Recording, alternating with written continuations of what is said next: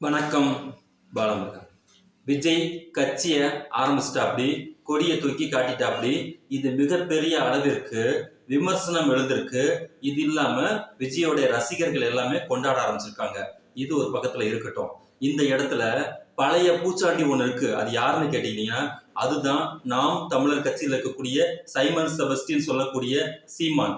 இந்த சீமான் தன்னுடைய கூடாரம் ஃபுல்லா காலியாகி இங்க இருக்கக்கூடிய ஆளுங்க எல்லாமே வெளியில ஓடி போயிட்டாங்க. அதன் அடிப்படையில் இப்போ நம்ம கட்சியை காப்பாற்றணும், நம்மளுடைய இருப்பை நாம் எப்படியாவது தக்க வைத்துக் கொள்ள வேண்டும். அதன் அடிப்படையில திமுகவை எதிர்ப்பதற்கு இங்கே யார் யாரெல்லாம் இருக்கிறார்களோ அவர்கள் எல்லாத்திட்டையுமே மறைமுகமாக நூல் விட்டு பார்த்து முடிந்த அளவுக்கு பேமெண்ட்டுகளை கலெக்ஷன் பண்ணிட்டு இருக்கக்கூடிய சூழ்நிலையில இன்னைக்கு வெளிப்படையாக ஒரு ஆதரவை நாம் பெற வேண்டிய கட்டாயத்துல இருக்கிறோம் அப்படிங்கிற நிலைமைக்கு தள்ளப்பட்டதுக்கு காரணம் சிவராமன் கேஸ் வந்துகிட்டு மிகப்பெரிய அளவிற்கு அந்த நாம் தமிழர் கட்சியை வந்துகிட்டு அதோடைய கொள்கை மேனிஃபெஸ்டோவை வெளியில கொண்டுட்டு வந்து காரி துப்பாத குறையா இருக்கவும், எப்படியாவது இந்த டிமோட்டிவேஷனை வந்துட்டு எப்படியாவது மறைப்பதற்காகவும் மக்கள்கிட்ட வந்துகிட்டு இந்த தம்பிகளையும் நம்மளுடைய ஆமை தம்பிகளையும் அணில் தம்பிகளையும் எப்படியா இணைத்து அந்த கட்சியை முழுசா முழுங்கி அந்த இடத்துல இன்னொரு மாற்று சக்தியாக நாம் வெளிப்படையா இன்னொரு மாற்று சக்தியாக நாம் வந்து இந்த தமிழ் சமூகத்துக்கு முன்னாடி வந்து நிக்கணும் அப்படின்னு சொல்லிட்டு ஆரம்ப காலகட்டத்தில் இருந்து ஒவ்வொரு ஸ்டெப்பா அடிச்சுக்கிட்டு வந்து அப்படி அந்த ஸ்டெப்பு எல்லாமே அண்ணனுக்கே ரிபிட்டா மாறின விஷயம். முன்ன ஒரு பேச்சு, அதுக்கு பின்னாடி பேசின பேச்சு, அதுக்கு பின்னாடி இப்ப பேசிட்டு இருக்கக்கூடிய பேச்சு எல்லாமே தம்பியை கிட்ட குறிப்பா விஜய் கிட்ட நெருங்க முடியாத அளவுக்கு இருக்கு. அது என்னங்கிறத நீங்களே பாருங்க.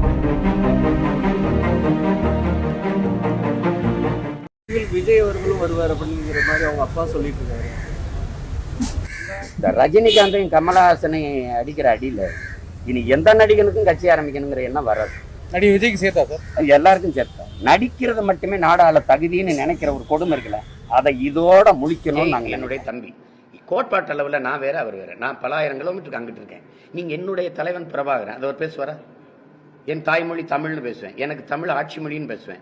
என்னுடைய தத்துவமே வேற. நீங்க அதை நாங்கள் மொழி இனம் சார்ந்து நிலம் வளம் சார்ந்து இந்த நிலத்தை இது ஒரு தாய் நிலம் தான் இருக்கு. நாங்க இமயவரை பறவை இருந்திருக்கலாம், தெற்காசி மரம் பறவை இருந்திருக்கலாம். இன்னைக்கு இருக்கிறது இந்த கால்கிற இடம் தான். இதை காப்பாற்றணும் துடிக்கிறேன். நீங்க மலை மணலை நொறுக்கி விற்கிறத நீங்க எதிர்ப்பீங்களா? நீங்க ஆத்து மணலை அள்ளி வித்ததை கண்டிச்சிருக்கீங்களா? நீரை உறிஞ்சி விற்கிறது கூடாதுன்னு சொல்லியிருக்கீங்களா? நீங்க ஏன் அவரை இழுத்துக்கிட்டு வரீங்க?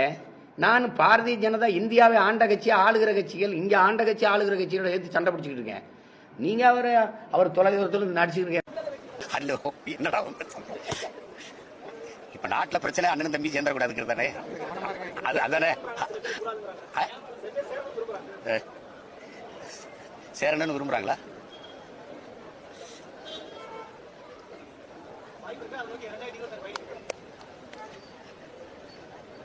என் தம்பி சொன்னதே நான் சொல்வா வெயிட்டிங். சீமானு தளபதி கிட்ட மோதாத, ரசிகத்தை வந்து மோதிப்பாரு.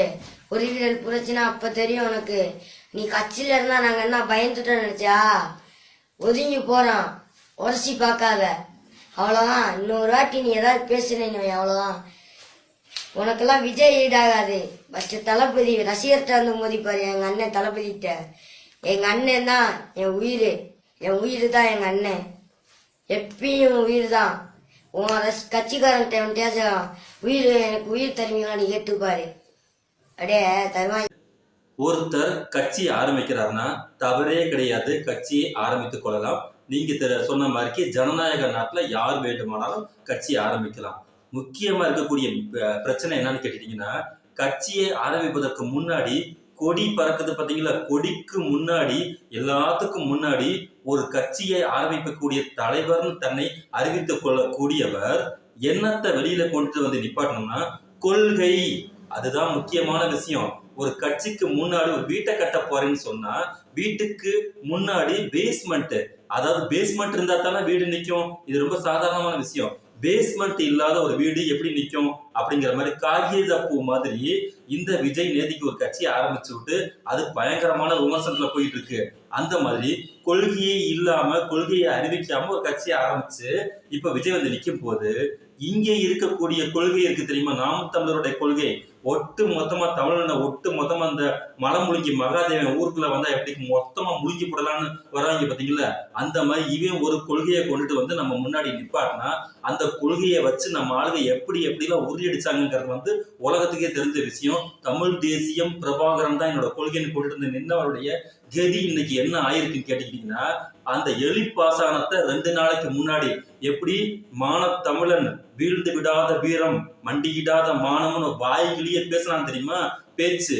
அந்த பேச்சை பேசியவர்கள் அந்த பேச்சை கொண்டுட்டு போய் ஊரா பேசினா பாத்தீங்களா, சிவராமை மாதிரி அன்கோ குரூப்ஸ் இவனுக்கு எல்லாமே ரேப்புக்கு முன்னாடி போலீஸுக்கு பயந்து எலி மருந்தை தின்னு தனது வீரத்தை காட்டி இன்னைக்கு செத்துருக்கானுங்க.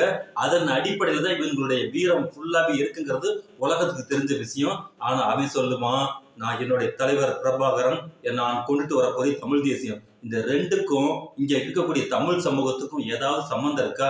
அப்படி இருக்காங்கிறத உங்க பாடுக்கே உங்க வெளிச்சத்துக்கு நாங்க விட்டுறோம். காரணம், இவன் சொல்லியிருக்கக்கூடிய யோக்கியதையும் அயோக்கியத்தனங்கள் எல்லாமே இங்க ஊர் சுற்று அம்பலமாயிருக்கும் போது இப்ப இந்த விஜய்ங்கிற ஒருத்தர் வந்துகிட்டு ஒரு கொள்கையும் அறிவிக்கல, அவர் ஒண்ணுமே அறிவிக்கல. முதல்ல அந்த விஜய் வாயை திறந்து பேசணுமா வேண்டாமா? அரசியல்ல மௌன சாமியார் மாதிரி வந்து உட்கார்ந்துக்கிட்டு நான் எதையாவது சாதிச்சிருவேன் அப்படின்னா இங்க ஏதாவது நடக்குமா? இங்க அரசியல்னாலே பேச்சுதான்.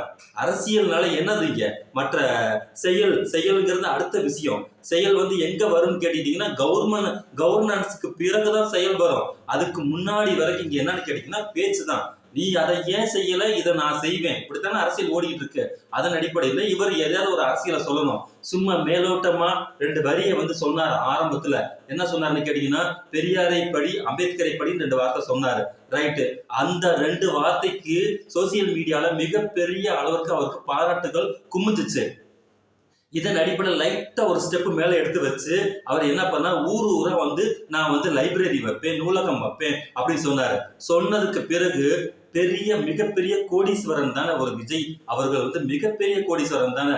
ஒரு சினிமா நடிக்கும் போது ஒரு 150 கோடி 200 கோடி வந்து பயங்கரமா வருமானம் பண்றீங்கல்ல, அந்த வருமானத்தில் இருக்கக்கூடிய ஏகப்பட்ட காசை வருமான வரி வந்து நீங்க கட்டுறீங்கல்ல. இதன் அடிப்படையில நீங்க அறிவிச்சிருக்கக்கூடிய ஒரு அறிவிப்பு, தமிழ்நாடு முழுக்க நான் வந்து எல்லா ஏரியாலையும் நூலகத்தை வைப்பேன்னு ஒரு வாக்குறுதி கொடுத்தீங்களா, இவர் வச்சாரா? அதுதான் முக்கியமான கேள்வி. இவர் வந்து டாக்ஸ் கட்டக்கூடிய பைசால இருந்து கூட ஒரு கட்டி கூட அதை டாக்ஸ் அசஸ்மெண்ட் கூட பண்ணிருக்கலாம். ஆனா செய்யல. இது வந்து வெறும் வாய் சவடல்ல போய் முடிஞ்ச கதையாயிடுச்சு. இது இல்லாம இவருக்கு கொடுக்கக்கூடிய இன்னொரு கிரெடிபிலிட்டி என்னன்னு கேட்டீங்கன்னா, இவர் வந்து சொல்லிய வண்ணம் செயல். இவர் அரசியலுக்கு வர்றதுக்கு முன்னாடியே செயல்ல தனது திறமைகளை காட்ட ஆரம்பிச்சிட்டாரு. அதனால விஜயை வந்துட்டு அவளை சாதாரணமான நம்ம எடை போட்டக்கூடாது. அவர் வந்துட்டு மிகப்பெரிய சூரப்புலி அப்படி இப்படின்னு சொல்லிட்டு நம்ம ஆட்களே வந்துட்டு சில பேர் கிளப்பி விட்டாங்க. அப்படி என்னடா அவர் செயல்ல காட்டினார்னு கேட்டா, இங்க இருக்கக்கூடிய பள்ளி மாணவியர்கள் அனைவருமே டாப் லிஸ்ட்ல இருக்கக்கூடிய 1, 2, 3 வந்துட்டு செலக்ட் பண்ணி அவங்க எல்லாத்துக்குமே அவார்டு கொடுத்தாரு. தங்க மோதிரம் கொடுத்தாரு, வைர மோதிரம் கொடுத்தாரு, சாப்பாடு போட்டாரு, போனாரு வந்தாரு அப்படின்னு சொல்லிட்டு இதனால வந்துகிட்டு அவருக்கு மிகப்பெரிய அளவிற்கான ஆதரவு வந்துகிட்டு கிடைக்கும் அப்படின்னு சொல்லிட்டு நம்ம ஆளுங்க சொன்னாங்க. நான் என்ன கேட்கிறேன்னா, 100ல 1000 பேர் எழுதிருக்கக்கூடிய பரீட்சை இல்ல லட்சம் பேர், அதுவும் தமிழ்நாட்டுல லட்சக்கணக்கான பேர் எழுதக்கூடிய பரீட்சையில 1, 2, 3ன்னு தேர்ந்தெடுத்துட்டா இந்த 3 பேருக்கு இவர் வந்துகிட்டு பேமெண்ட் மோதிரம் சாப்பாடு எல்லாம் போட்டு வீட்டுக்கு அனுப்பி வச்சிருந்தா மிச்சம் 97 பேர் வந்துட்டு இவருக்கு ஓட்டு போடுவானா? 3 பேர் ஓட்டு போடுவானா, 97 பேர் ஓட்டு போடுவானா? அதுலயும் இவர் பண்ணிருக்கக்கூடிய அரசியல் வந்து சும்மா லூஸ் தனமானது, ஃபூல் மாதிரியானது. ஆனால் தமிழக அரசு இன்னைக்கு பண்ணிருக்கக்கூடிய திராவிடன் மாடல் ஐடியாலஜியில் இருக்கக்கூடிய இன்னைக்கு இருக்கக்கூடிய அந்த ஸ்கீம்ஸ் எல்லாம் என்னன்னு கேட்டீங்கன்னா, அனைவருக்கும் அனைத்தும். நல்லா இதுதான் முக்கியமான விஷயம். இங்க இருக்கக்கூடிய ஓட்டு போடுறான், ஓட்டு போராடி போறான், என்னவோ நாசமா போறான். ஆனா நான் கவர்மெண்ட்டுக்கு வந்தா அனைவருக்கும் அந்த பள்ளி மாணவர்கள் அனைவருக்கும் அவங்களுடைய செலவுக்கு அதாவது அத்தியாவசியமான செலவுகளுக்கு ஒரு 1000 ரூபாய் தருவோம். அதே மாதிரி மகளிருக்கு அவர்களுக்கு வந்துட்டு ஒரு குடும்பத்தை ஒரு நகை சீட்டுக்காவது இதனால வரைக்கும் யாருமே காசு கொடுக்கல. இப்ப கொடுக்கும் போது அந்த காசு நான் திருவிழா போடுவ போறோம். அந்த காசு வேணாம்னா ரைட் அந்த பேங்க்ல கிடக்கட்டும். இல்லையா அந்த கேஷை எடுத்து உங்களுக்கு பிடிக்கல இல்லைன்னா நீங்க உங்களுடைய தர்மம் செய்யற மாதிரி 1000 ரூபாய் கூட தர்மம் பண்ணிட்டு போயிருங்க. யாராவது ஒரு ஆள் அந்த பெரிய கோடீஸ்வரனா இருக்கட்டும், பிச்சைக்காரனா அந்த 1000 ரூபாய் நோட்டை எடுத்து விரும்பாதவன் கிழிச்சு போடுவானா? செய்ய மாட்டான். ஏன்னு கேட்டீங்கன்னா அந்த தொகை அனைவருக்கும் போய் சேரும் போது அந்த அனைவருக்கும் 90% நகை அந்த பைசா வந்துகிட்டு அத்தியாவசிய செலவாக போயிருக்கிறது மற்றும் அது நகை சேமிப்புக்காக போயிருக்குங்கிறது இன்னைக்கு புள்ளி விவரம். அதே மாதிரி மாணவிகளுக்கு இதை கேலியும் கிண்டலும் பண்ணி நசம் கொலை பண்ணக்கூடிய வேலைக்கு இதை செஞ்சவன் யாருன்னு கேட்டா இந்த சைமன் செபஸ்டி தான். அந்த அளவுக்கு மோசமா செஞ்சு போற வர இடத்துல சரிபடி வாங்கிட்டு இருக்கான் இந்த உதவித்தொகை. இந்த உதவித்தொகையை கொடுப்பதன் மூலமாகத்தான் இப்போ வந்திருக்கக்கூடிய 40க்கும் 40 மக்கள் உள்ளத்துல மகத்தான இடத்த இந்த தமிழக அரசு பெற்றிருக்கு, நம்ம முதலமைச்சர் பெற்றிருக்கிறதுக்கு காரணம் அனைவருக்கும் அனைத்தும். இந்த திட்டம் தான் திராவிடன் மாடல். இவர் பண்ணி வச்சிருக்கக்கூடிய வேலை என்னன்னா, ஃபர்ஸ்ட் 1 2 3 நான் தேர்ந்தெடுத்தேன்னா இந்த ஸ்கீம் வந்து தப்பு. அதாவது ஒரு ட்ரஸ்ட்ல இருக்கக்கூடியவங்க, ஒரு ட்ரஸ்ட்ல இருக்கக்கூடிய ஒரு நிர்வாகிகள், சரி ஓகே இங்க யார் நல்லா படிச்சிருக்காங்க அவங்களுக்கு நான் பைசா கொடுப்பேன் அப்படின்னு சொல்றதுக்கும் ஒரு அரசியல் கட்சி வச்சு நடத்துறவரை ஃபர்ஸ்ட் 1 2 3 தேர்ந்தெடுக்கிறதுக்கும் நிறைய வித்தியாசம் இருக்கு. அப்போ இவர் வந்து பாக்குறவங்க சிறந்த குடிமகன், அவங்களுக்கு நான் நிறைய ரேஷன் பொருள் தரப்போறேன் 1 2 3 சொன்னா சிரிச்சு போட மாட்டாங்களா? அதனால இதையெல்லாம் தூரத்துல இருந்து உட்காந்துக்கக்கூடிய நீலி இருக்கு தெரியுமா? அந்த நீலி யாருன்னு கேட்டீங்கன்னா சீமான் நீலி. அந்த சீமான் நீலி முதல்ல என்ன பண்ணுக்குன்னா, கிட்டத்தட்ட நம்மளுடைய பாலிசியை தான் இவர் வேற மாதிரியான கலரிகளை கொண்டுட்டு வர்றாப்படி. சோ வந்துகிட்டு நம்ம இவரை கொஞ்சம் மூழ்கி போடலாம் அப்படின்னு சொல்லி ஸ்டார்டிங் பீரியட்ல வந்துகிட்டு மூஞ்சில முகமுடிய போட்டுக்கிட்டு எல்லாத்தையும் அடிச்சு தொங்க விட்டுருவேன்னு சொன்ன வாங்கி பின்னாடியே வந்து நெருங்கி அண்ணன் கிட்ட தம்பியை நெருங்குறதுக்கு இங்க எவனுமே விட மாட்டேங்கிறாங்க, ரொம்ப கெட்டவங்க அப்படிங்கிற ஒரு வார்த்தையை சொல்லிவிட்டு பின்னாடியே வந்துகிட்டு நான் தான் பெரியவன், இங்க வந்து சொசைட்டில இந்த கட்சியில நான் தான் சீனியர், 14 வருஷமா இங்க வந்து பழத்தெல்லாம் தின்னு கொட்டையெல்லாம் தூக்கி வெளியில போட்டுக்கிட்டு இருக்கேன், அதனால நான் தான் பெரியவன். விஜய் வந்து சின்ன பையன், அவனுக்கு ஒண்ணுமே தெரியாது, அவனுக்கு அரசியல்லாம் என்ன தெரியாது, பால் குடிக்கக்கூடிய பப்பா, அதனாலதான் கூட்டணிக்கு புஜியை கூட்டிட்டு வர அப்படி, அதனால தம்பிக்கு ஒண்ணுமே தெரியாது, நான் எல்லாமே இருந்து அந்த தம்பிக்கு நான் எல்லாத்தையும் சொல்லி கொடுப்பேன்னு சொல்லி இங்க மனக்குதிரைய தட்டி விட்டு நல்லா ஓட விட்டுட்டு அந்த தூரத்துல இருந்து எப்படியாவது விஜய முழுங்கி விடலாம் அப்படின்னு நினைக்கும் போது தம்பிகள் எல்லாருமே கொந்தளிச்சு கூப்பாட போட ஆரம்பிச்சிட்டாங்க. குறிப்பா நீ முதல்ல எங்க விஜய் பக்கத்துல வரவே கூடாது, முதல்ல எனக்கு பதில் சொல்ற அப்படின்னு சொம்புன்னு சொல்லிட்டு சின்ன சின்ன குழந்தைகள் எல்லாமே இப்ப வந்து சீமானை வந்துகிட்டு நல்லா குரலை பிடிக்க ஆரம்பிச்சிட்டாங்க. அப்போ முச்சந்தில நின்று மூக்கு சிந்திட்டு இருக்கக்கூடிய கேடுகட்ட நிலைமைக்கு இந்த சீமான் வந்ததுக்கு காரணம் அவங்களுடைய மைண்ட் செட்டு. அவங்களுக்கு கொள்கையும் கிடையாது, ஒரு கொடுமையும் கிடையாது, ஆனா எண்ணங்களின் வழியான வாழ்க்கைன்னு சொல்றது தெரியுமா, எண்ணங்களின் வழியான நிறைவுன்னு சொல்றதுங்களா, அதுதான் இப்ப இவங்களை வந்து சந்தி சிரிக்க வச்சிருக்குங்கிறது தான் முக்கியமான விஷயம். இவங்கள்ட்ட உருப்படியா ஏதாவது கொள்கை இருந்து கோட்பாடு இருந்துச்சுன்னா இவங்கள்ட்ட தடுமாற்றம் முதல்ல இருந்திருக்குமா? இன்னைக்கு வரைக்கும் திராவிட இயக்கத்துல தந்தை பெரியார் வரும்போது இது சமூகத்துக்கு சீர்திருத்தம் செய்யக்கூடிய இயக்கம், சில்லறை சீர்திருத்தம் பண்றதுக்கான இயக்கம் கிடையாது, நிரந்தரமான சீர்திருத்தம் செய்யக்கூடிய இயக்கம். அதனால இந்த சமூக சீர்திருத்த இயக்கம் ஒரு பொழுதும் அரசியலில் பங்கேற்காது. ஆனால் அரசியலை தீர்மானிக்கக்கூடிய இடத்தில் திராவிடர் கழகம் இருக்கும் அப்படின்னு சொன்னார் 100 வருஷத்துக்கு முன்னாடி. இன்னைக்கு அது நடக்குதா அல்லது இல்லையா? இன்றைக்கு வரைக்கும் திராவிடர் இயக்கத்தை சேர்ந்த தோழமை இயக்கங்கள் யாருமே அரசியல பங்கேற்க மாட்டாங்க. ஆனால் அவர்கள் கொள்கை வழியாக கொடுக்கக்கூடிய அந்த ஐடியாலஜியை தான் இங்கே இருக்கக்கூடிய அரசுகள் அது எடுத்துக்கொண்டிருக்கின்றன. அந்த சட்டங்கள் அந்த தீர்மானங்களை தான் இன்னைக்கு சட்டமாக மாற்றிக்கொண்டிருக்கின்றன. அந்த தீர்மானங்களை மக்கள் முழுமையாக ஏற்றுக்கொண்டு விட்டார்கள். அந்த தீர்மானங்கள் அனைத்தும் மக்களுக்கு முழுமையான வாழ்வியலை கொண்டது. அதன் அடிப்படையில் இன்னைக்கு எல்லாமே சரியா போயிட்டு இருக்கு. அதன் அடிப்படையில மக்கள் அனைவருமே அந்த கவர்மெண்ட்டுக்கு ஓட்டு போட்டுருக்காங்க. இந்த தீர்மானம், இந்த தெளிவு ஒரு அரசியல் இருக்கிறவங்களுக்கு 100% நம்ம எதிர்பார்க்க முடியாது. ஏன்னா அவங்க அனைவரும் வாக்கு அரசியலை நோக்கி போறனால கொஞ்சம் முன்ன பின்ன நெளிவு சுழிவு இருக்கத்தான் செய்யும். அதுக்காக ஒட்டு மொத்தமா பிஜேபி RSSக்கு சொம்படிக்கக்கூடிய வேலையை செஞ்சா இங்க இருக்கிறவங்க எவனுமே கோயம் கிடையாது.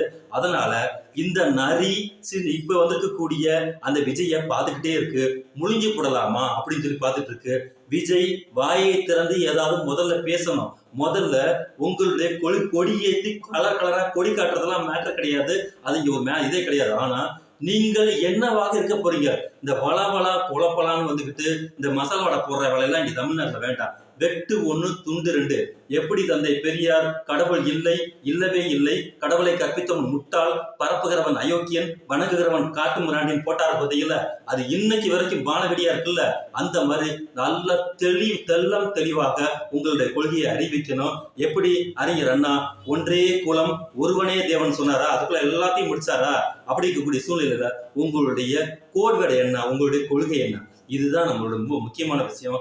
அது வரைக்கும் உங்களை சாப்பிடுவதற்கு தூரத்துல இருந்து ஒரு சைமன் செபஸ்டி கூட்டம் வந்து அப்படியே முழிச்சு பார்த்துட்டு இருக்கு.